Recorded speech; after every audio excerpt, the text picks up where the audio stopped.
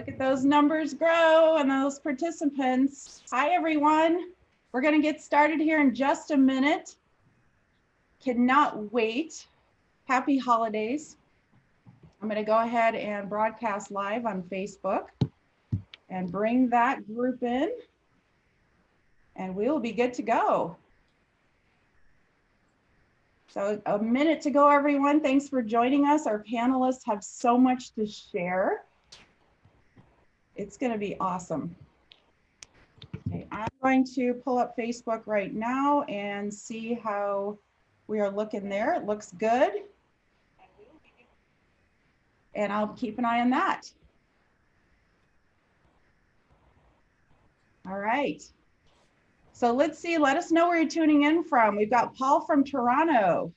So panelists, feel free to take a look at the chat box, the Q&A box. We've got Anne-Marie from Maine. Sean from Burlington, Kingston, Canada, well represented. That's awesome. Is that Burlington, Ontario or Vermont? I believe that that's Ontario. Oh, I was born there. How about that? There you go. Yeah. Ontario, Brampton, Barrie, Andover, Mass. This is great, everyone. How about some folks from the Midwest? Who's tuning in?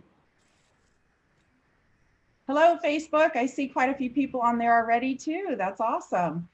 All right, everyone, we're going to get started. Happy holidays. Welcome to the last session of the RE/MAX Business Builder series of 2020. This topic, I promise you, is going to be incredibly dynamic and robust. And I actually have no idea what the panelists are going to say on some of these. So, but they've been prepped, and I promise you, it's going to be so much fun. And I'm having a really good time getting to know them as a group. I've known a couple of them for some time, and I know you will enjoy them as well. So before we get started, let's get the official things out of the way. Welcome to this session. My name is Michelle Hoyt. I am Manager of Education and Development for RE/MAX INTEGRA. And I'm excited to welcome you to this. We've been running this series since September, and it seemed like December was so far away when we launched this, but here we are, the very last session, December 8th, 2020. So for those of you on Zoom, please take note of the chat box or the Q&A box. Our panelists want to hear from you. We will pause and take some questions. Feel free to add comments. They also want to hear where you're from. Anything that you want to share with us. So let's make this a really fun session. It's a great way to end it. We'll put a big exclamation on this whole series. Those of you on Facebook, I will keep an eye on those questions as well. So today's topic could not be more fitting. It's lessons and reflections of 2020. So when we met last week, we kind of joked and said, well, if this was a movie script and we did a table read, what would 2020 movie script look like, right? It could be so many things. Or like Bruce and I were saying, if 2020 was a person, what would you say to it? And we've got all kinds of things to talk about, but I know that you're going to enjoy this and you're going to get to know them. And they have a lot to share and some very insightful things that you will all take away from this and have some great things to look forward to in 2021. All right, let's get started. Let's have you meet our panelists. So I'm going to go by who's showing on my screen. I'm going to start with Matt. Matt, tell everyone all about you, your history with RE/MAX, your background, and anything else you want us to know about your market or yourself. Absolutely. Thanks, Michelle. Happy to be here, and good morning to everyone. Matt Newsy with RE/MAX Right Choice. Our home office is in Trumbull, Connecticut. My market area is almost all of Fairfield County and parts of New Haven County in Connecticut. I've been with RE/MAX for about 13 years, graduated from the University of Connecticut in 2006, got into real estate in 2007, and I've never looked back. It's my only career. I've only been with RE/MAX, and honored to be here, and hopefully we could have a good conversation this morning. I know we will. So didn't you have some really fun story about how you came to be at RE/MAX? It started a long time ago. I was about 9 years old, and my Little League All-Star coach was broker owner Jeff Wright. And the joke is that he started recruiting myself and actually my mom, who's his assistant secretary, all the way at that young age. So it's been a long process, but from 9 to I won't tell my age now, but it's been a long ride. That's awesome. So for broker owners watching, if you go to your kid's Little League game, start recruiting agents now. And it didn't stop in Little League. He followed me to Yukon and across the country as I played for the Huskies and went to every single game. So he's really worked hard for this. Put the time in. I guess so. Congratulations, Jeff. What a great recruiting story. All right. So Greg, tell everyone here all about yourself and your history with RE/MAX and anything else.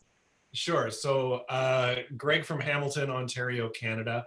My market would be considered the GTHA, so the Greater Toronto Hamilton area. My business, we focus mainly in the city of Hamilton and the surrounding area. I own a small team myself and a full-time in-house assistant and one team agent. I've been with RE/MAX for 2 years and been in the business 4. And since I came to RE/MAX 2 years ago, my business has doubled each year.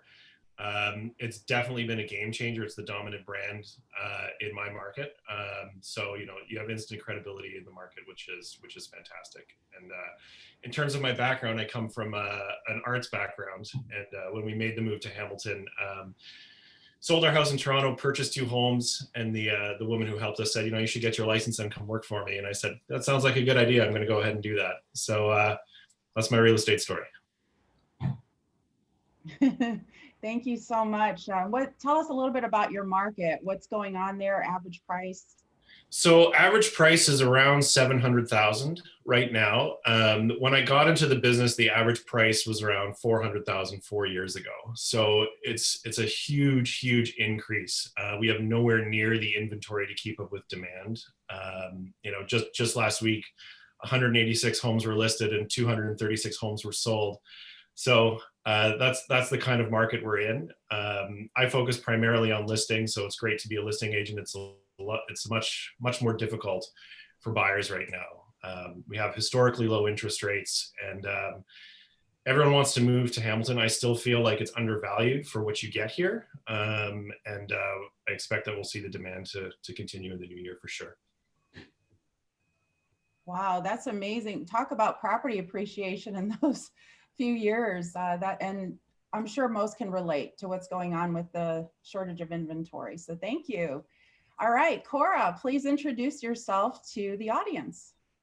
Well, good morning, everyone. I'm Cora Frank, and I'm with RE/MAX Affiliates, and I'm in a little town called Menominee, Wisconsin. We're about 60 miles east of Minneapolis-St. Paul. Menominee is a population of about 16,000, so it's a very small. My average sale price hovers around the 200,000. So doing a lot more transactions to compete with some of you that have these, you know, $700,000 sales. But I've been I think since 2003, so 17 years. I've only been with RE/MAX. I've never jumped from one brokerage to another. And I have one assistant that works for me part-time. I'm a full-time agent, but she works with me probably around 15, 20 hours a week. She is my right hand, does all of the marketing, pretty much all my online stuff. So it's just basically her and I in the office that work it. Okay, well, thank you, Cora. Cora is consistently in the top 10 in the state of Wisconsin. So we're so glad to have you. And you know what? Each market is different. So there's no right or wrong. That's fantastic. So thank you for being here. Bruce, a lot of you know Bruce Johnson, but Bruce, for those that don't, please introduce yourself and tell us all about you and your history with RE/MAX. All right. So hi, everybody. Bruce Johnson here from RE/MAX of Wasaga Beach, Ontario. So we're about 2 hours north of Toronto. We call that the GTA. And I went to school for journalism and photography, actually. And it's been really a great thing to have as my background, because our background, what we do is we work with people. So the former career and this career work really well together. I traveled the world throughout my 20s in my motorcycle, so lots of that. Started in real estate in 97. And my sister Marilyn is my broker here in Wasaga Beach, and she's been with RE/MAX since, my gosh, probably 32 years around there. Happily married, father of 3 daughters, RE/MAX Hall of Fame and Lifetime Achievement. I won the 2019 Good Neighbor Award in the States. I'm really proud of that, because that's for work that we've done on behalf of the children's hospitals, the CMN. And I'm going to urge all of you throughout this broadcast, now that we have this wonderful platform, to become miracle agents. It's going to be a theme, folks. Yeah, that's been the most rewarding part of my professional career, is being involved with CMN and being a miracle agent. And That's so our great. And local tell market here. Oh, sorry. Go ahead, Michelle. No, that's okay. Tell everyone what you did in 2018. 2018, my daughter Holly and I flew our motorcycle up to the Arctic Ocean and started from the top of the world. And then we rode for 6 months down to the southern tip of Argentina on behalf of CMN. And yeah, that was an entertaining journey.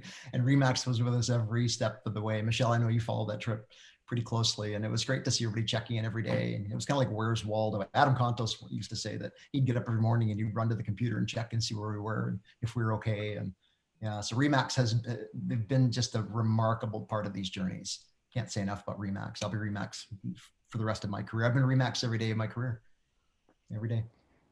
Well, that's amazing. Thank you so much for everything you do for Children's Miracle Network. And if you've not met Bruce in person, you will see him around especially the CMN events at R4 and all the other events that you have.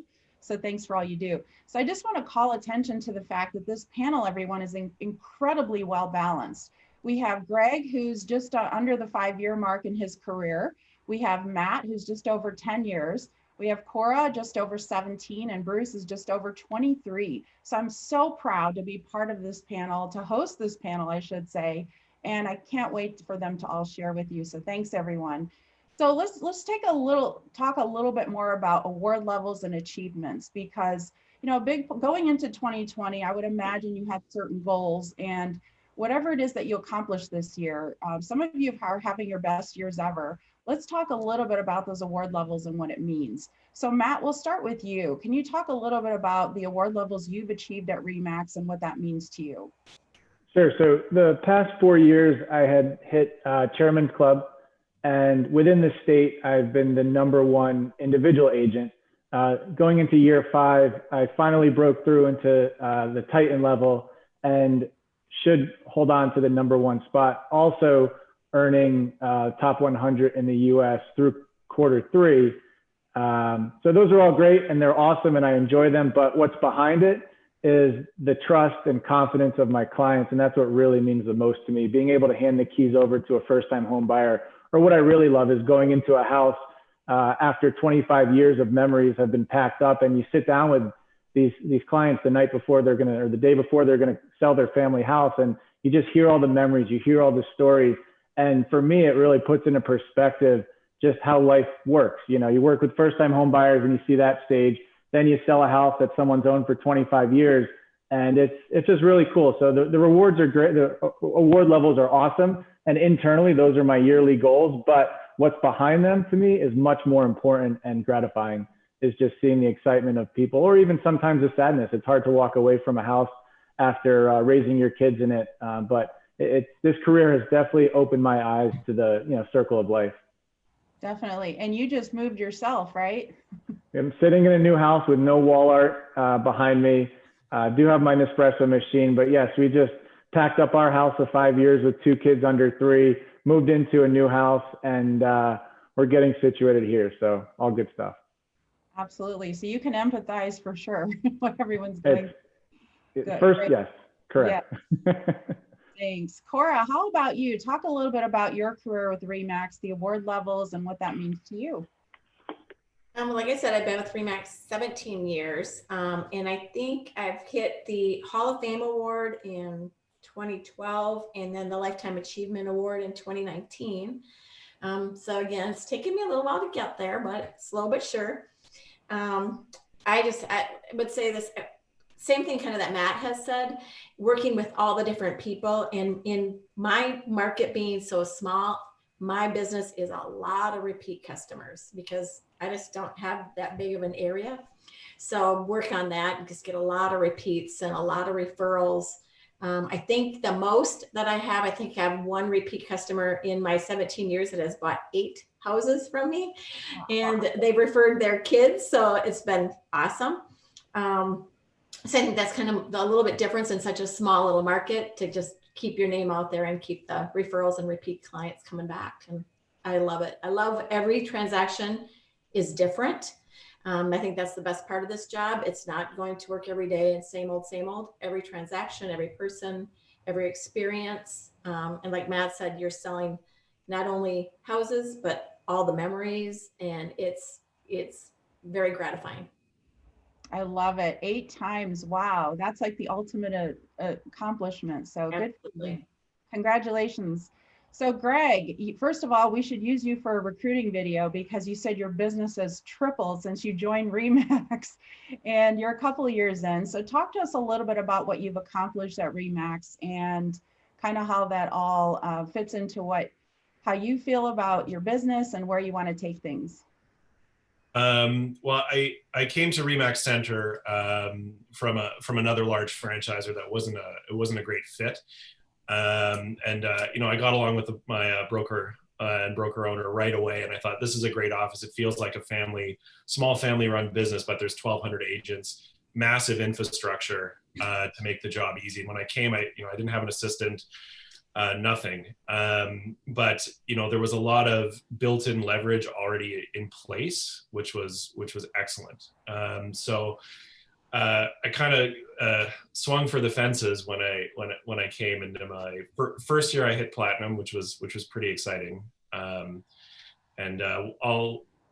hit chairman this. I think I already have a chairman this year. My team agent Corrine, who I brought on, she'll hit platinum as well, which is pretty exciting. And you know, feel really a lot of gratitude, definitely for with our clients who have put their trust in us through this unprecedented year. We've had a lot of situations with transactions that have not necessarily happy, but you know, I definitely feel supported, and being at RE/MAX, it's just fantastic. You know, we have a lot of RE/MAX mega agents in our area, and they've done a lot of the heavy lifting for us. So someone has billboards everywhere with RE/MAX. There's national ad campaigns. As soon as you say you work for RE/MAX, there's instant credibility in the marketplace. Totally recognizable. It's fantastic. No, thank you so much. And just so everyone knows, I want to give a special thank you to your broker owner, Lincoln, because it was weeks ago that he reached out to me. He said, I know you're looking for agents for these panels. You need to talk to Greg.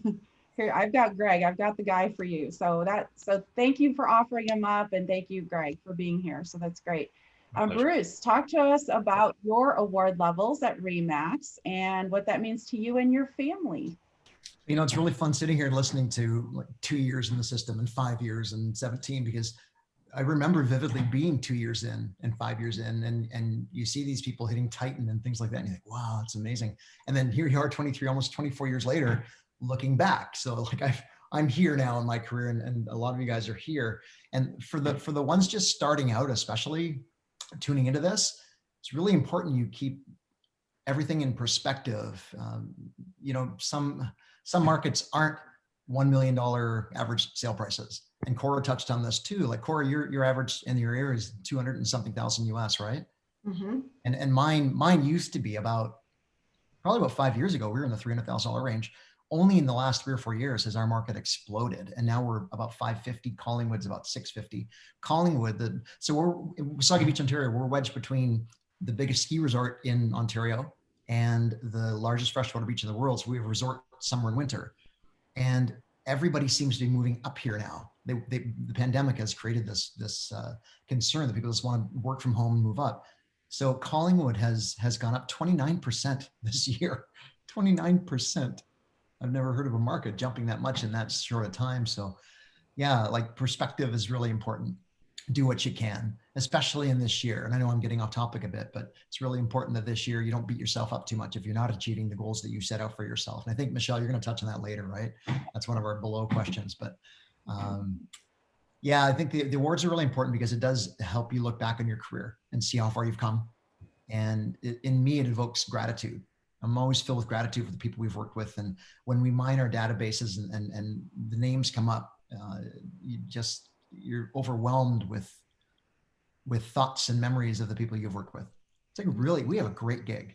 Real estate is one of the best gigs in the world. Truly is. Yes, and the best brand in the business. Without question. I think we're the most heart-filled brand for sure.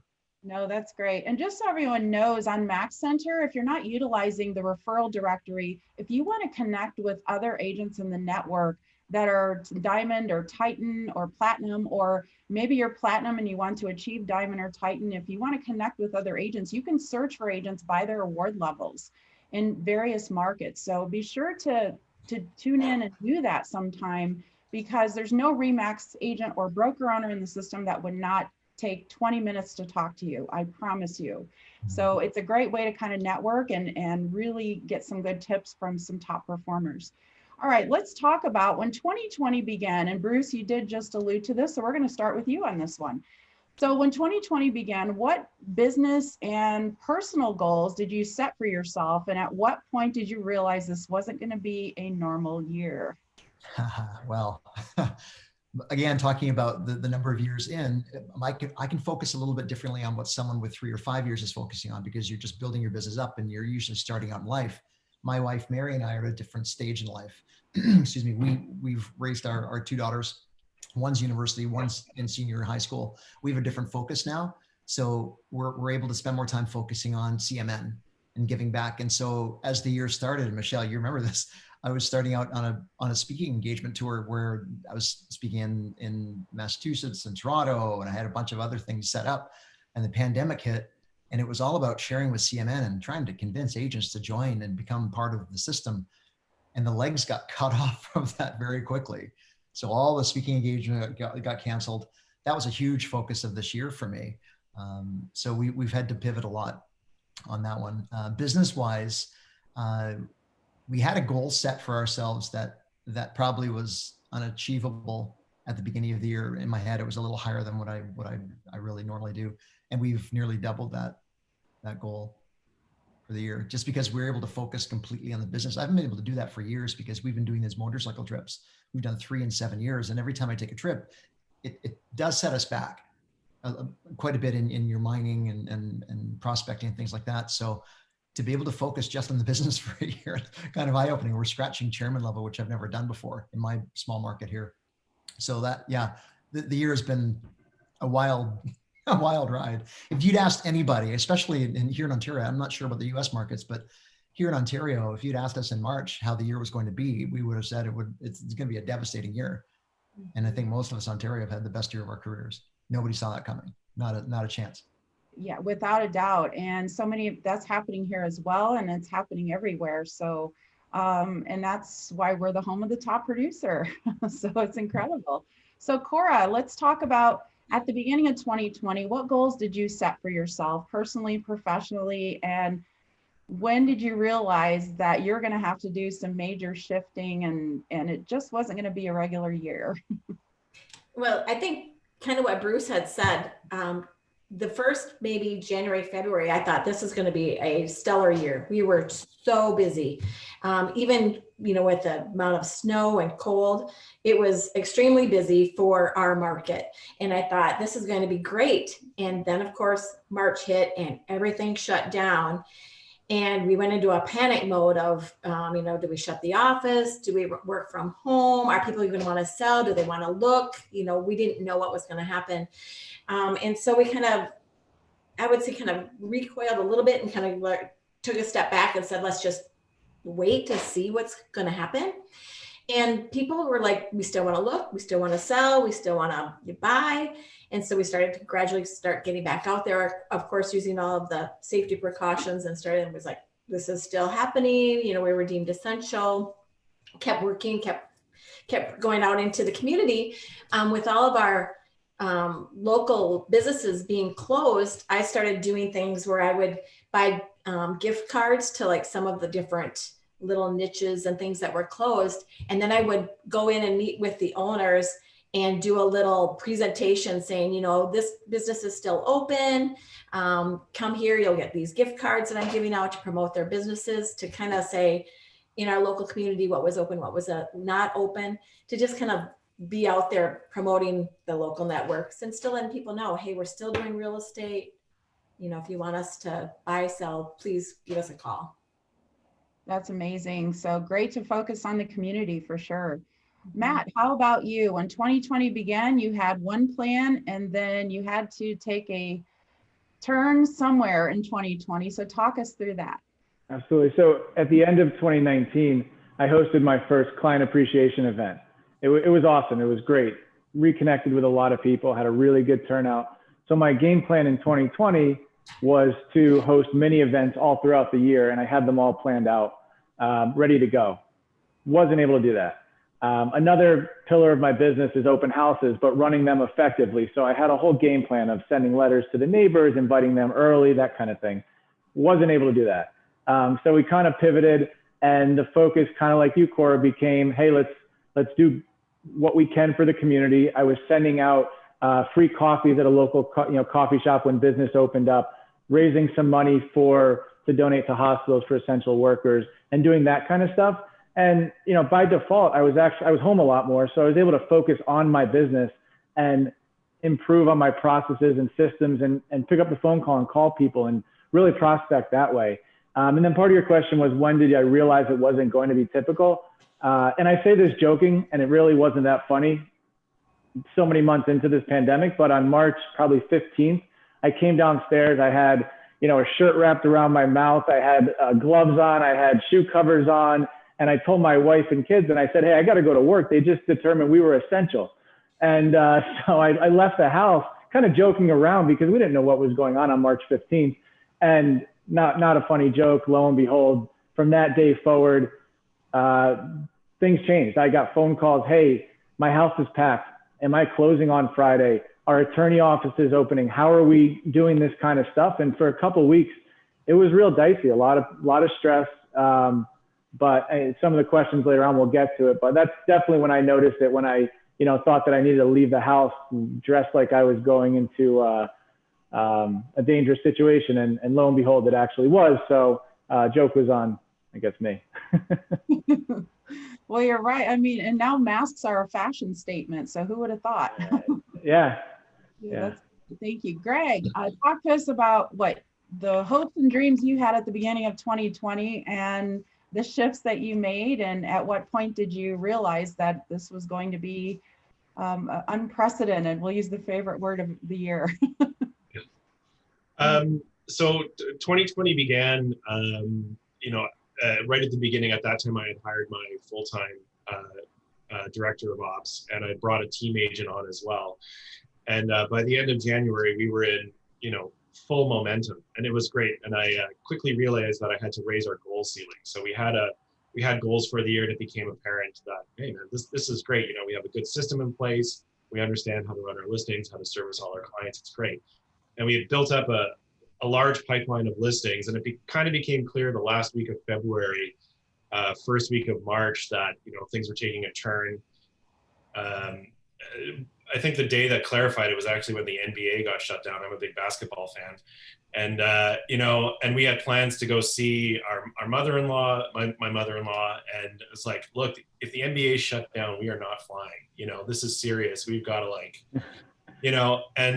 much like Matt was saying, we had a bunch of people who had purchased and were closing. Everyone was moving. It was, we're like, the best place for me is at the office on the phone, making sure that everybody's needs are being taken care of.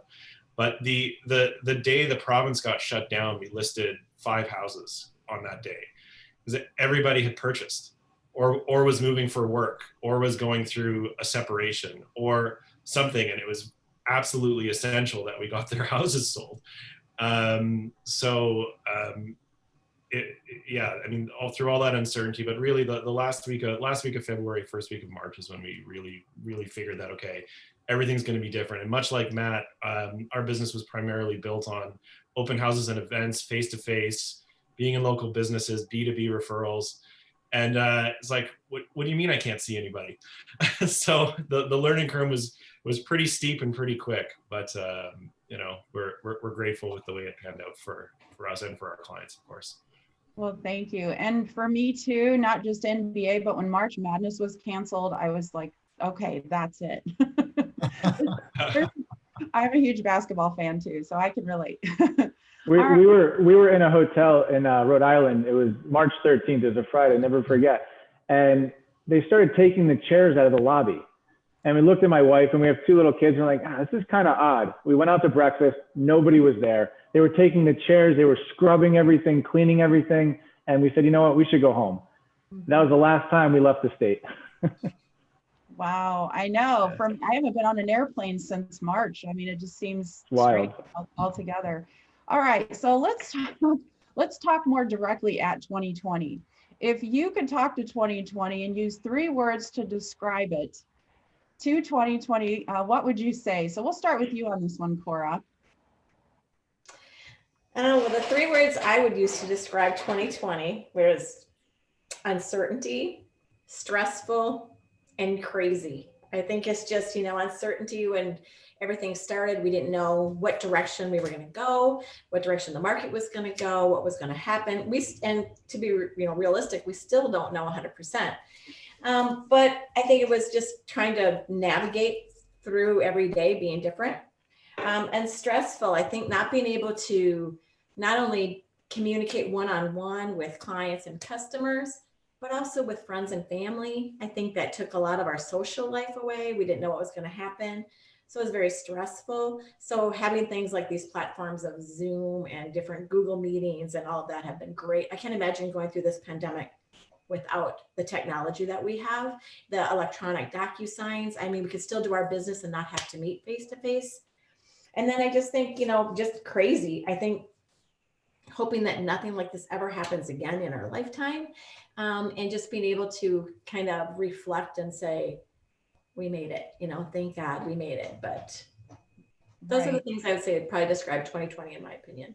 The rest of them I would probably not be able to say because we don't bleep, bleep, bleep. Right, exactly. We talked about that 7-second delay. I've got the button ready. All right, Greg, how about you? What 3 words would you use to describe this year? I'd say surprising, challenging, and clarifying.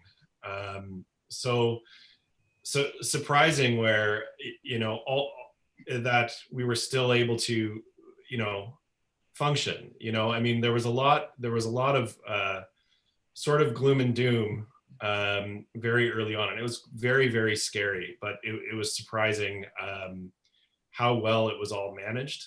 And it was yeah, I was surprised. It was like, okay, I guess we're going to list 5 houses and we're going to do this and we're going to get you guys where you need to be and keep you safe with your loved ones, and we can do this. Challenging, obviously, for what that entailed. It's like, actually, no, you can't run your business this way. You can't go to work. You're at home. People were under tremendous amounts of stress and job loss, and it's been terrible for many, many, many people. So the challenge is very, very real, and we're here almost 1 year later, and it's amazing to see how people are handling the challenges, for sure. And clarifying, in terms of like a business sense, it really focused us in on what the vital parts of the business were. Like when the pandemic first hit, it's like, I just need to be on the phone making sure that everybody is okay. So we made sure that's what we were doing, checking in through our database, putting people in touch, helping people get refinances for cash flow purposes, putting people in touch, with contractors disappearing in the middle of someone's bathroom not being done and their kids are moving in, like making sure that we can keep all those moving pieces together, but really clarifying what our role was as an agent, I think, and how we act as the hub to keep transaction together. Yeah, it's a crazy year. I'll add a 4th word, crazy, for sure. You and Laura share that one. So Bruce, what are your 3 words for 2020? I've got gratitude for one thing, and it sounds like a funny word to use for this, and I've used a lot today, but it's given us all a giant pause in our lives, and you can choose to go either way, right? Mental health is a big part of what we're going through right now, and yeah, just trying to stay grateful all the time for the things we have and the country that we live in and the continent that we live in, guys. It's been unpredictable. Again, if you asked anybody in March how this is going to be, it would have been awful. I think our Ontario government actually inadvertently saved our real estate market here, because they deemed us essential, as Matt was saying in his market. They deemed us essential. So I think we had 4 categories that we could help, and that was it. And I think they prevented everyone from listing their homes and trying to sell and thinking the sky was falling and the market was going to crash horribly. And so if you'd bought but hadn't sold yet, if you'd sold but hadn't bought, if you're facing health conditions that necessitated a move, and if you had financial ruin facing you. Those are the 4 categories of people we could help in Ontario. And by doing that, I think it gave everybody that pause button, and people began to see, hey, the food chain's not gonna dry up. There's no breaks in the links. I think humanity has surprised itself. I think 90% of humanity has behaved really well. 10% not so much, but 90% of humanity is kind of digging in and looking after their neighbors. So yeah, gratitude, unpredictable, and unforgiving. I say that more for buyers in this market, but it's been an unforgiving year too. Really hard to pick just 3. I know. I try not to get angry with it because it is what it is, and it's the hand we've been dealt, and we just got to move through it. No, thank you so much. Matt, what are your 3 words? A couple are very similar to Bruce's, but I went with mindset, information, and appreciation. Mindset because it just really tested the mental toughness. I remember days where I would have to lean on my family for, motivation to get out. I'm a guy that goes to the office every single day. I don't work from home.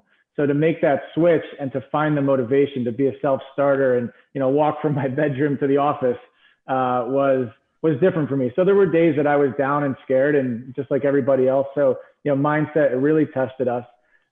Information, I find myself still just looking for reliable information that I can wrap my head around, that I can understand, and that I can help make decisions for my family and my business and just life in general. So it was a big year on trying to get good information. And then appreciation. I always thought that I had gratitude and that I was thankful for a lot of things. When you sit in your house for month after month after month, or stay close to your house, and you don't go to a wedding, aren't able to celebrate your daughter's first birthday, you can barely see your parents. The appreciation that I have is on a whole new level right now, and I think a lot of people feel that way. I just can't wait to get to a wedding, whoever wedding that is next year, and we're all on the dance floor and not wearing a mask and not worried about if we're going to get somebody sick or not. So just really appreciation it was just eye-opening when all those things that we take for granted were taken away from us. Just those large gatherings, it's really changed my perspective. No doubt. I think everyone feels the same way. All Michelle, right. So, yeah. Michelle, one thing. Sean Patterson wrote a question in the chat box. Says, imagine this pandemic happened only 10 years earlier. And it kind of ties into what Matt was just saying, like the appreciation. Look around your house. I've got a ring light. I got my laptop set up here. I've got perfect light, great microphone, beautiful video going out. Like we're all 10 years ago. Greg listing 5 houses a day, the pandemic happened. How would you have handled that 10 years ago without DocuSign, as Cora mentioned, all these things that we have at our fingertips now? And I know 10 years from now, it'll be even greater, but we are so lucky to have the tools that we have in this business. Yes, we are. And Amazon was, I think, just selling books. We would have been, we would have been like, okay, yes. By the way, thank you so much for all the comments. I'm paying attention to all of those. We definitely want you to, I encourage all of you to ask questions to the panel. We're going to keep going through our questions, but thank you so much, everyone. It's good to see all of you here, and I'm watching on Facebook too.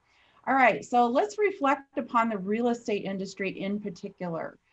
So let's go back to the 3-word descriptions. So we'll start with you on this one, Bruce. So what 3 words would you use to describe the real estate industry in 2020?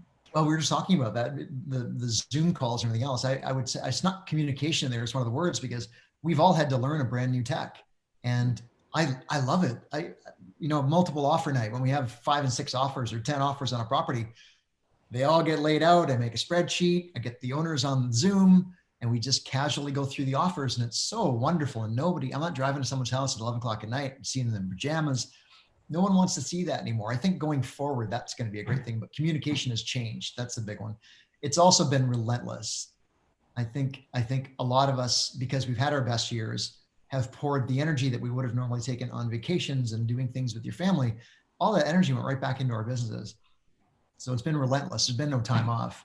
And I think surprising, as I alluded to before, with the market turning out to be so remarkably strong for sellers for such a sustained period of time, it's been very surprising. Very good. Thank you. Cora, what 3 words would describe the real estate industry to you this year? The first thing that came to mind was creative. We needed to change, it wasn't business as normal. So we had to be creative in the way we communicated using the Zoom. I'm also on a board for our local chamber here, and we did all of our board meetings now by Zoom. I think going forward, we may continue. It's just been more convenient. Everybody seems to interact a little bit better when they're, on the Zoom platform.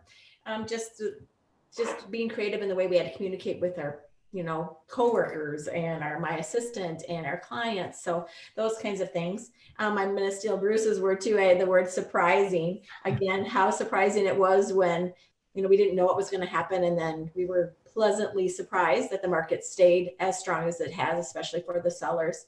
And then I think the third word I would use to describe it is very grateful. I'm very grateful of, keeping my health, keeping our family healthy, working with clients and customers, making sure that we weren't spreading the disease. And then very grateful that, we still had a business to work through the year and through the pandemic. So I think that's probably the three words that I would use to describe it. Thank you. Very powerful. Matt, what are your 3 words for real estate this year? 3 real estate 2020 words. First one is trust. Never in my 13 years did I feel the trust that I received from buyers and sellers. They were looking to us for guidance. They needed the guidance. They needed someone that could stay on top of the market. So trust was a big thing, and it was reassuring that this year I really felt it. Plan is word number 2. If you are a buyer or seller and you did not have a plan and you entered the market, you would be unsuccessful. Sellers needed to know where they're going to move. Buyers needed to know that it's going to be a competitive scenario. So if you want to reach the end goal and accomplish what you set out to accomplish, you needed to have a plan in 2020. You just couldn't casually put your house on the market or casually enter the market as a buyer. And then number 3, curveball. Yes, the pandemic was a curveball, but I threw that in there in the sense that it felt like Connecticut underwent 10 years of appreciation in 3 months. Connecticut had been very flatlined for the most part. Sure, some pockets had appreciated over the years, but for the past 10 years, it's been pretty steady. Somewhat of a healthy buyer-seller market. And just overnight, when they took away all the listings and there were 1,500 homes being withdrawn for the market, and then those pioneers would put their house on the market and say, wow, there's 45 buyers from New York looking at my one house in Trumbull, Connecticut. The appreciation, we couldn't, it was off the charts. And so I would say curveball, a complete curveball for me. It's the first time in my career that I went through a cycle like this. So those are my 3 words. I love the baseball analogy, and we would expect nothing else from you. Greg, what are your 3 words to describe the real estate industry? I'd say resilient, vital, and pioneering. So resilient in the fact that in that last week of February, we were getting a lot of panic phone calls. Like, is the market gonna tank? What am I gonna do? And am I gonna be able to afford X, Y, and Z? And nobody really knew what was gonna happen, of course. But it's just such a primal thing to want to own a home. It's your home, So the resiliency of that, I think was there's been all kinds of measures to try to cool down the housing market in Canada, and every time it just absolutely defies expectations because people want to buy houses because you need a place to live. That's just a fact. You need a roof over your head, and the resiliency of the industry was very, very clear in 2020. Vital because a lot of people have been able to survive the pandemic because they've owned a home. So, in Canada, owning a home for most folks, it's the cornerstone of wealth and security. To be able to refinance your home for cash flow purposes if you go down on one income. Like Matt was saying, 45 buyers from New York, people from Toronto being able to sell a condo and move out into our market, people in our market being able to sell and move out further out. It's allowed people the flexibility to keep their families safe.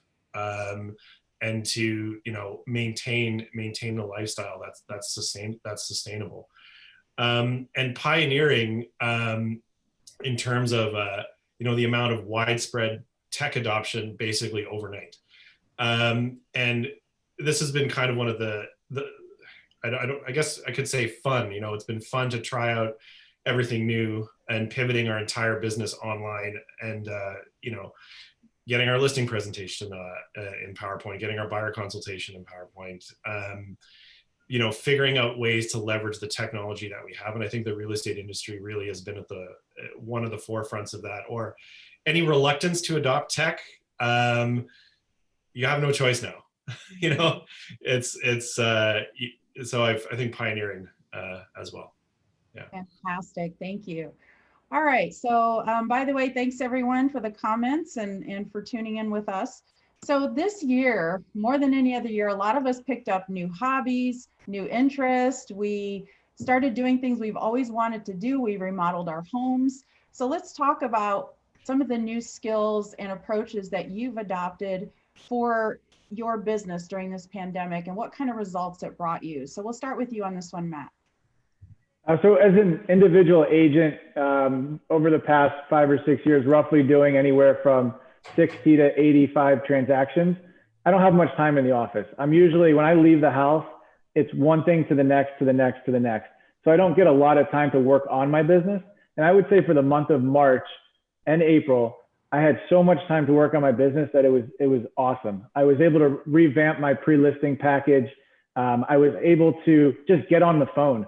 A lead would come in, and instead of communicating on email, I would say, hey, let's set up a call for 10:30 because I know I would be home. Normally I'd be in the car trying to figure out where my next appointment was.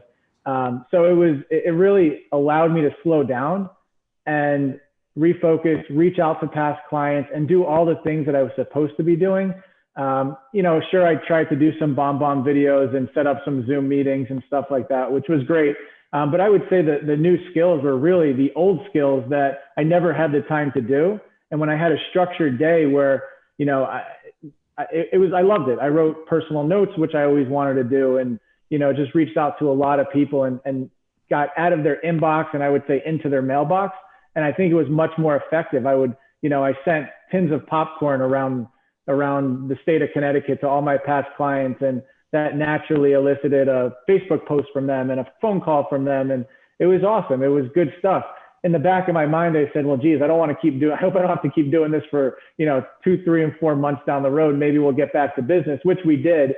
But for the month or two that I, really didn't have much work going on, it was good after what felt like 6 or 7 years of a marathon to just be able to slow down, regroup, and rebuild the right way. That's awesome. Greg, how about you? What new skills or approaches did you try this year, and how did that affect your business? Very, very similar to Matt. We slowed down to speed up and really took a look at what we were doing, because you can get so busy with clients and feel really great that you may not necessarily be building the infrastructure to support a larger business. So being able to slow down to speed up and doing the old, like Matt was saying, being on the phone a lot was fantastic. I'm more of a face-to-face person, events, open houses. So, getting more comfortable on the phone was huge, and getting comfortable making all of those calls. Really, I have a music background. So, I'm kind of all over the place a lot. So really sitting down and codifying our listing process step by step, our buyer process step by step, like Matt said, like getting a smoking pre-listing package together. But really the number one skill was slow down, write it down so you can speed up. And now I know that we have that infrastructure in place, which allows us to take on more business and scale. But it wasn't easy, that's for sure. I like to go fast. So learning how to slow down would be my new skill. Oh, that's great. We'll have plenty of quotes from this session, and slowing down to speed up is probably going to be one of the tops. Yes, that's my favorite. Yes. So Bruce, how about you? You've already talked a little bit about that. You're a techie anyway. Those of us that know you know that, but what new things have you tried this year, or things you were putting off? Well, I keep talking about Zoom and how it's transformed our business, because it's something that's going to stick around. I think LLC gave us all a Zoom account, an open Zoom account, so we could have longer chats with people. So drilling down into that, I'll keep that around forever. And piggybacking off of what Matt and Greg both just said, because I think you're going to find that from Cora too, we're all the same, just redoing our systems, because March came and things slowed down and we weren't sure what was going on. April was pretty much just as slow for us. And then May onward caught us all by surprise. And by the time we got to mid-July, it was a full sprint and there's no time to catch our breath. So having really good, tight systems in place, I would think of it as like the McDonald's burger thing, a brand new kid off the street, stand him there and have him go through the procedures to make a burger. You can make a burger the first day.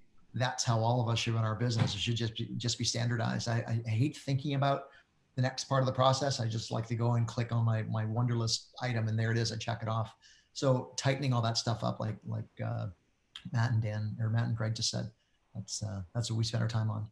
Sounds great. Cora, what new things did you put in place this year and what results did it have on your business? I think one of the biggest changes that we did was just the virtual tours and sending people to our virtual tours, because we weren't able to do the open houses when we didn't want to, take people through all of the properties. And so it's doing the 3D tours and having them do the walkthrough properties, I think was huge. Just making sure, that they had the opportunity to see it before actually physically seeing it, just to keep everybody a little bit safer. So we utilize that quite a bit. And then also just, I think when we did let people into properties by providing the face masks for them, the hand sanitizer for them, so that people were comfortable, both sellers and buyers. But I think just doing all of the technology, the online, and then also utilizing that when we actually did do the physical one-on-one, it was just a must. We had to do that. And so you had to get techie, and then you also had to kind of step back and make sure you weren't, shaking hands or getting too close and things like that when you actually met clients. Right. And I noticed none of you brought up the toilet paper shortage either. So what's going on? We need Remax branded toilet paper. All right. It's great closing gifts. Yeah, exactly. So let's talk about, you've all alluded to the challenges and we know there are plenty of those, but let's take a little bit deeper dive into some of those challenges. How did you face them? How did you overcome them? And what would you do differently if you had to do it all over again? We'll start with you on this one, Bruce. I think the biggest challenge for me, if I just average the entire year, it's been just staying balanced with business, health, social, kids, relationship with Mary, all of that stuff. It's because it started out so slow. And then, like I said, I went to a full sprint. There was no ramping up. It was just someone threw a switch and we were all crazy. Mary included. My wife, Mary, is my stager. She's my client care specialist. Michelle, I know you know Mary. Yeah. So it's been really, I find, at least for me, it's been tough to balance all that stuff. I think health-wise, I can be in a lot better shape right now. I'm not able to play hockey. I'm not able to do the things that I vent my frustrations and my energy on. So that I'm missing that aspect of it. So I poured a lot into the business and it shows, and I poured very little into health over here, and that shows too. So I think everyone, the Dalai Lama probably struggles with balance. There's no perfect balance in life, but we strive to achieve that. And I'd like to have better balance throughout next year. That sounds great. Cora, how about you? Can you talk a little bit more about the challenges you faced, how you overcame them, whether it was yours, your clients, and then what would you do differently if you had to go back 8-9 months? I think one of the biggest challenges is just being able to communicate. Like I think Greg had said a little bit before too, a lot more phone calls. We're still pretty remote up here, and there are some people that don't have great internet if they have internet. And so being able to communicate like by a Zoom wasn't an option with some people because they just couldn't do it. Their internet speeds weren't high enough. So we had to, kind of work our way backwards to try to how to communicate, even teaching people how to do DocuSign and walk them through, because it's like, some people are like, I've never done this before. And then once they did it, they were like, this is amazing. This is great.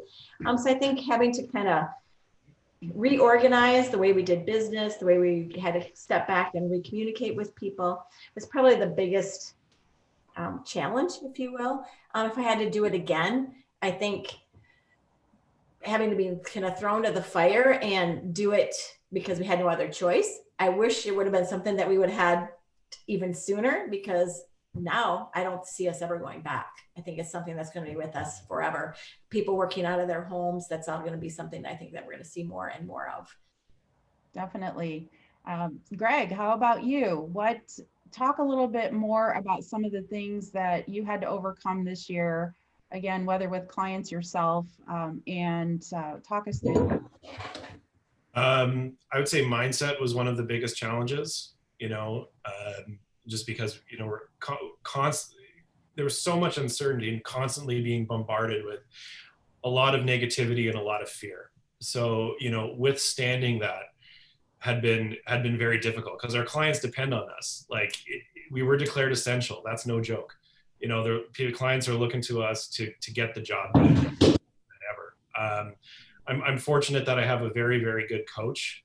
So I leaned on her quite heavily, to stay focused on the process. But mindset was one of the largest challenges. And just to echo what Bruce was saying too, I wish that I had put more infrastructure to stay physically healthy at home earlier.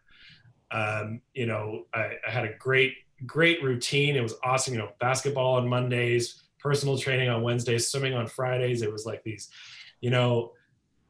anchors in the calendar. It was like, if I don't do this, like, I'm going to be great. I'm going to be insane. And it turns out when you take that away, it starts to affect your mindset. So I wish that I had put, more health checks and balances at home way earlier, for sure. That's a great point. When the pandemic hit, I ordered a treadmill. It's the best purchase I think I've ever made all year. It's and a bike, and I've got them both right behind me. So I can understand how that healthy mind, healthy body, it all relates. Matt, how about you? What specific challenges would you like to talk about, how you overcame them, and what would you do differently? Sure. So I think it all comes down to expectations, setting seller expectations when you meet with them, and the market really well, and they're probably going to get a lot of offers and a lot of activity, and their house is going to sell over the weekend. But you can't come in overly confident or overly aggressive, because you just don't really know. Every time is, because we're kind of like, hitting a moving target with pricing and with activity, and you don't want to disappoint them, but you don't want to inflate their expectations. So I found that was always a challenge. And I same on the buyer side, advising them how competitive they have to be, or what contingencies they may want to consider or not consider. And I think if I had to do it differently, I probably would have gathered buyer and seller video testimonials of those in the early days that listened and achieved, multiple offers, and what their thought processes were for pricing. And just to hear it from them, I think it might have resonated, because we were kind of in uncharted territory here in Connecticut with the volume and the level of activity. So that's what I would do differently, is just really try and figure out a better way to set expectations across the board. Yeah, absolutely. And Cora, I think you said it best. I think we kind of know what our new normal's sort of going to look like going into 2021 for sure. Thanks for all the comments, everyone. You guys, someone did ask if there's any way any of you could provide some specific examples of your systems. So whatever that looks like, whatever you maybe send me something, an email with bullet points, I'll be happy to send that in the follow-up. So definitely good. Now, all of you having all alluded to the fact that you're having one of your best years ever, and quite a few that are watching right now are also in that same position. So why do you think that is? I'd love to get some insight into that from both your own perspective, and I'm sure some of your peers in your own RE/MAX office are also having great years. We'll start with you on this one, Bruce. I think all of us have touched on this part too. It's systems. And I've got a couple of agent friends who don't have a CRM. You keep everybody in their head and on slips of paper, and it physically hurts my mind when I think about that. It really does. How can you operate a business? These are businesses that we have. It's not like you sell a house and swing to the next one. If you approach this as a business, you'll survive. And if you don't, there's a lot of agents out there who struggle because they don't have any systems in place. It's just willy-nilly all over the place. Systems saves us. You shouldn't have to carry all this stuff in your head. Put it all down, put all your clients down, then you get to mine your database. Put all the procedures down for selling a home, for helping a buyer, and then you have to carry all that in your head. It's about downloading all the stuff that you carry so there's more room to have other stuff in there. Systems. Sounds great. Greg, how about you? What are your thoughts on your great performance this year and that of others? Consistency with the process. So focusing on your process, not necessarily the results, which sounds easy, but it's incredibly difficult. So, you know, I tell people, like, success isn't linear, it's exponential. So, you know, it might take you, you know, 30 hours of lead gen to book an appointment, but then that's going to, you know, it might take you only 15 hours the next time. So your business explodes after you do all the work. So, you know, we made the decision right away. It's like, well, we're probably going to have to work twice as hard for the same amount of business. So let's just go ahead and do that. And it wasn't fun. And a lot of it is boring. Like, you do the same thing all the time on the phone. Like what Matt was saying, the fun part is being with the client, seeing people. Every transaction is different. But getting to that point where you're spending all your time with your clients takes a lot of process. You know, to use a music background, because I'm a pianist by trade, you know, you practice, and you feel like you're not getting any better. And this takes hours. And then one day you wake up and you can just play it. And you're like, that's not fair, you know, but that's how the brain works. You're constantly just putting the information in, and then one day you can do it. So staying close to the process, making sure you're making your calls, staying in touch with your database, your sphere, your METs. And also, one thing, like really understanding how to mine your METs database. So these are people who do not want to buy and sell real estate right now, but learning how to talk to them and finding referrals from them and having them think of you as their go-to resource, because they'll call you 6 months down the road. And I'll tell you this, our clients remember that we called them at the beginning of the pandemic to see how they were doing. That has gone huge. A lot of our business now is people that we talk to right at the beginning. And they're like, you know, I remember when you called me to see if there was anything I needed. That was a big deal. And those were just calls to, you know, to check in. We weren't asking for business. We were just seeing if anybody needed anything. So staying consistent with your process, whatever that is, it all works. Pick one, just do it regularly and you'll be fine, for sure. No, absolutely. And I mean, I know that we're positive about 2020. We're doing our very best to reflect upon it in that way. However, we do want to say that our hearts go out to any of you that have been directly affected by COVID, any family members, frontline workers, to our the police, the firemen, anyone on the front line. You know, we can't let this opportunity go by without saying how much we appreciate all of you. So thank you. Thank you. Matt, yeah, absolutely. Matt, how about you? What would you attribute your continued success in this year, in a year like no other? I would say, similar to everyone else on this panel and many people watching, there's nothing that we did this year that contributed to the success we had, that we actually laid the groundwork in years past, and that this year, more than any, clients were seeking true professionals. This was not a year to work with a part-time agent or your aunt or uncle that dabbles in real estate. This was a year where you needed a RE/MAX agent or a full-time professional, because these were, you know, uncharted territory, and you needed good advice. So they sought out professionals. So we became, our market knowledge is the best.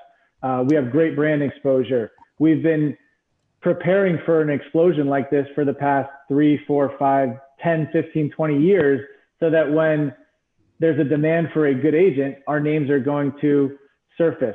And that's what I attribute the success to. It's nothing that I did. Sure, making phone calls at the end of the year and reaching out and sending gifts, that's going to probably fill the pipeline maybe next year or the year after. But we all did the work leading up to this year that positioned us so that people would find us when they needed to buy or sell, or when they needed to find a real professional, and they weren't going to casually give their friend a shot.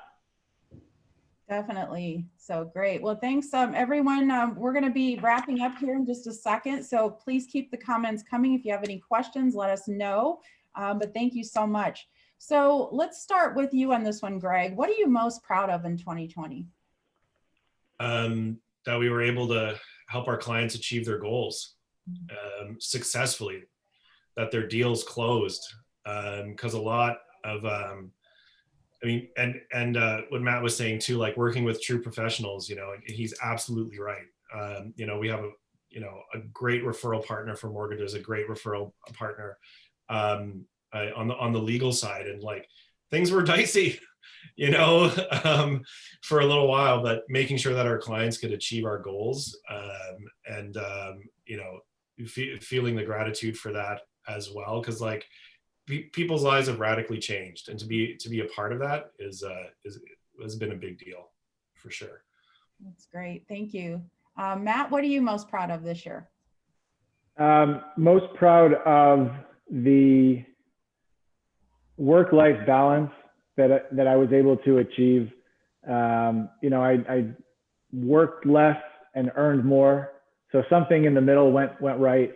I'm really proud of the support that I called other professional and referral partners and said, hey, let's raise a little bit of money.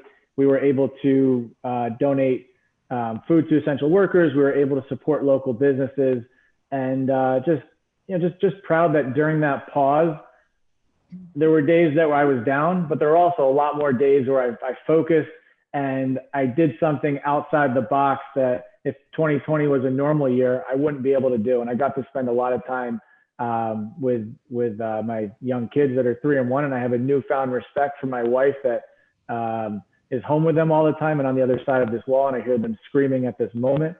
So yeah, it was eye-opening. I'm just proud to be able to have experienced it.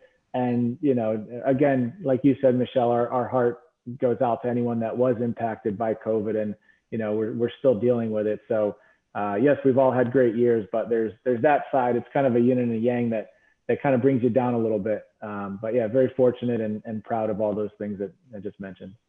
Thank you. Now, Cora, I apologize. I missed you on the last question, so I'm going to have you answer both of them. So talk to us a little bit about why you are having one of your best years ever, why others are, and then what you're most proud of. I think a lot of just the numbers this year has been the lack of inventory, the multiple offers, the people coming in over list price. So I think that's a lot of it as to why. I think I think Matt had alluded to where you kind of got to take a step back and go back to the basics, and making the phone calls, doing the contacts, and thanking those that have basically been my bread and butter for the last 17 years, and kind of going back and saying thank you. So I think that's kind of been why we've been so successful this year. Probably the most proud thing is just being able to stay positive. There's so much negativity out there with the media and, not only with the COVID stuff, but the political stuff, all of that. We've just been bombarded this year. So I think staying positive through everything, I've made sure that my assistant, as well as posting things that are on a positive note, try not to, ignore what's happening, but not to kind of, feed fuel to the fire. Keep it positive, keeping things kind of going and letting them know we're here, for help, but keeping things upbeat. Thank you. Well said. Bruce, what are you most proud of this year?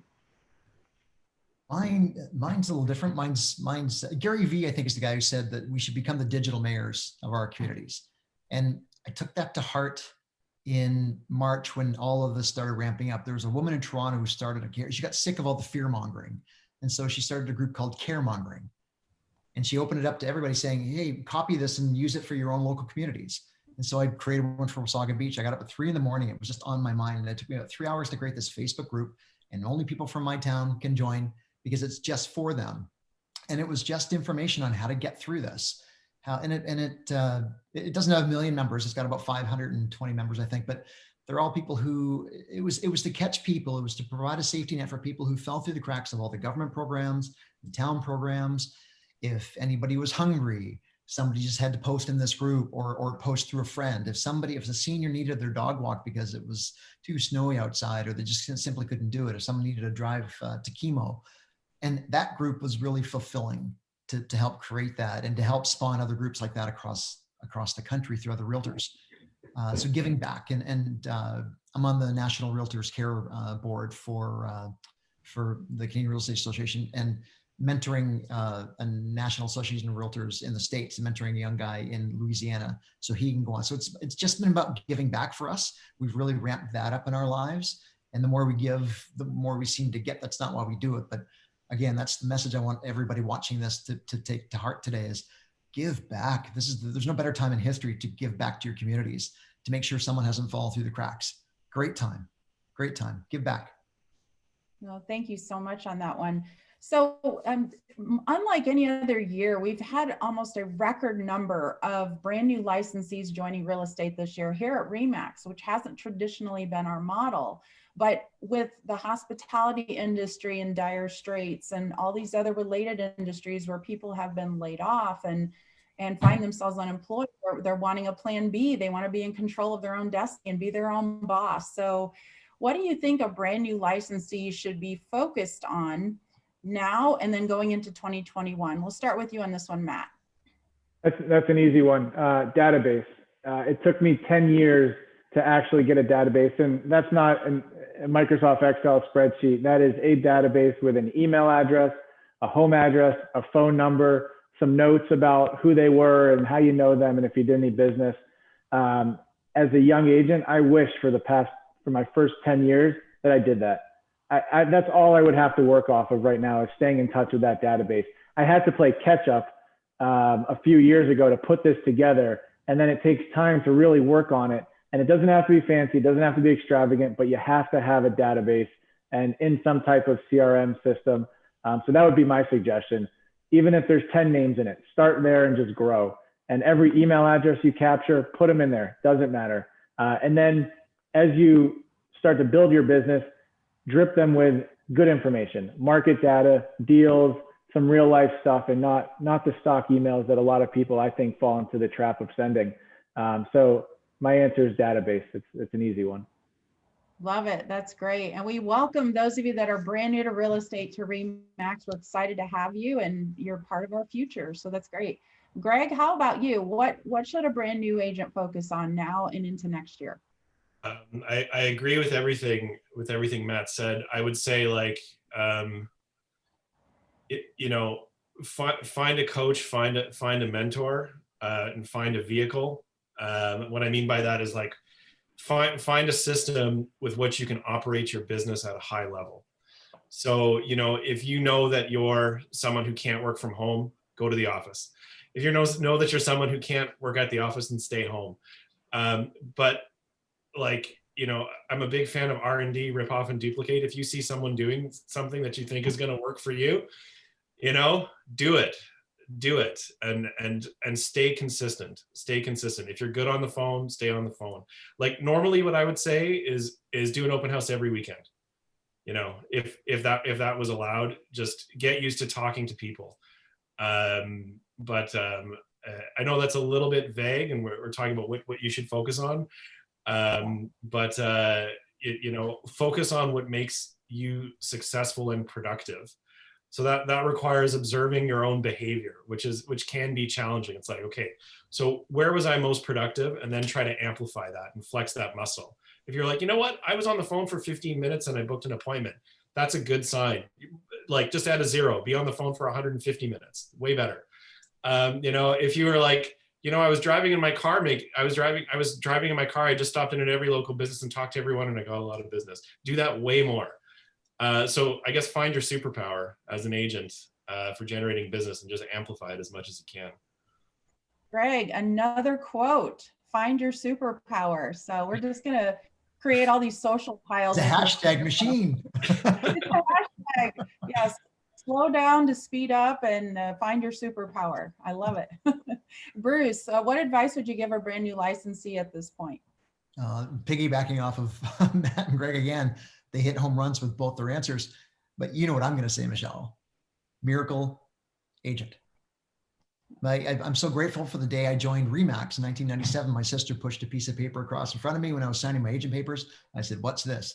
She said, "You're going to be a miracle agent." I said, "Super. What's that?" She goes, "Well, every time you sell a house, you're going to donate part of your commission to the Children's Hospital. And I looked at her, I'm 33 years old at the time. I looked at her, I said, what's a Children's Hospital? I had no idea what a Children's Hospital is at 33.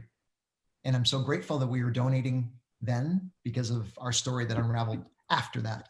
I'll never be not grateful to my sister for bringing me into the system. I'll never be not grateful to RE/MAX for picking the Children's Miracle Network as our international charity, basically, because we work in these communities where these children live, where these families are, and they use these local hospitals. We're lucky to have these hospitals in our communities. So join the Miracle Agent program, make every home a miracle home. Please join up. Okay. That's it. I'm proudest of that. I'm proudest of that in my entire career. I'm proudest of the fact that I've been a miracle agent for every transaction I've ever done with this company. They've gone to our local children's hospital.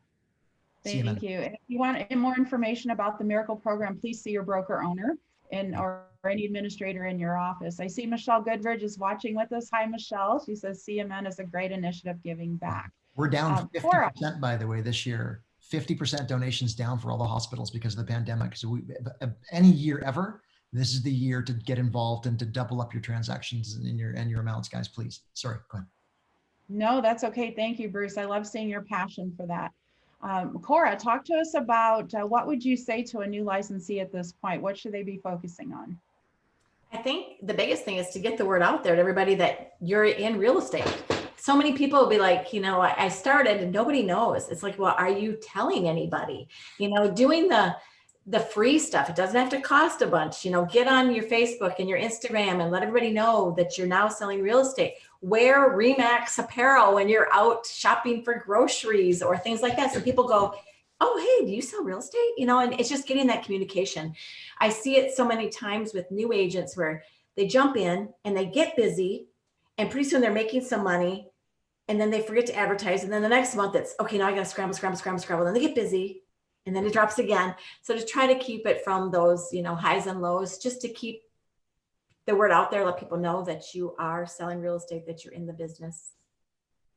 That's fantastic. And you're right. There's so many free ways to do it. I mean, think about back in the day when there's no social media and you had to take out newspaper ads. I mean, there's so many ways to do this. So that's great advice from all of you. Looks like Robert Francis says, I'm a new agent. This is great advice. So absolutely. So, all right, let's wrap this up. Thanks, everyone. We went over a little bit on the hour. I knew we would with this incredible group. So what will be the keys to success for everyone heading into 2021? We'll start with you, Matt. I think the keys for success is staying on top of the market and understanding what direction it's going so that early next year you can get on the phone and say, hey, Mr. or Mrs. Seller, the market's still strong. Let's put a game plan together. Or when you're speaking to a buyer, you can educate them. And I think as quickly as it's gone up, I just think we need to be careful. And when that happens, there's going to be opportunities for us as agents, and we've just got to find those opportunities in any market. So, kind of ride the wave, but be cognizant of the sense that the data could show us that things are trending a different way. And once that happens, start getting the word out, communicating, positioning ourselves as the expert and in the real estate, in the local real estate market. Thanks, Michelle, by the way, for putting this together. Honored to be here. Oh, honored to have you. Thank you. Greg, what are your final words about what's the keys to success in 2021? Just staying consistent with our systems and trusting in the process. And I know I've said that before, but that really is key. Really is key for sure. And just echoing what Matt says, staying in touch with that database, but consistency, even if you don't want to, just do it. Be consistent, trust the process, and you'll be okay. Love it. Cora, what does it take to be successful moving forward into 2021? I think just never take for granted your past clients, the processes, staying in touch with people, just always and being grateful. I think that's, grateful and humble for everything that everybody has done, and being humble and I think it's not a time to be out there and, this is my great year. Thank you, everybody. But also to be very grateful for people that still trust you and want you to help them in this process. So I think getting back to some of the basics and touching base, like you guys had said too, on your contacts and your client lists, and just, again, kind of revisiting those things that have always worked in the past. Love it. Sounds great. Bruce, what are the keys to success going into 2021? I'm going to say taking these devices and turning them on and posting more video and sharing more of yourselves with the communities. And like I said earlier, be the digital mayor of your community. Michael Thorne and Jesse Peters would have my head on a platter if we didn't talk about video for a second. If you're not comfortable in video, 2021, get comfortable in video. It's the wave of the future. So, and Matt was saying about mining his database. Mine your database by creating more content and creating more content with yourself in it. Read your market stats, things like that. Let your community see your face and hear your voice. And when they see you out wearing your RE/MAX shirt in the local store, they know they've seen you on video 1,000 times. Get comfortable in front of the camera. Sounds fantastic. Well, thank you so much, Matt, Greg, Cora, Bruce, for all that you do for RE/MAX, for being part of this panel. I couldn't think of a better way to wrap this series for the year. Happy holidays, everyone. And by the way, keep this panel in mind for referrals. Find them on Max Center. They're available. And just thank you so much, everyone. We will bring this series back in 2021. I want all of you to have a very safe and healthy holiday season with the ones that you love. So signing off for 2020. Thank you. Thanks, Happy Michelle. holidays. Everyone. Thank you. Bye, Michelle. Bye, everyone. Thank you. Bye.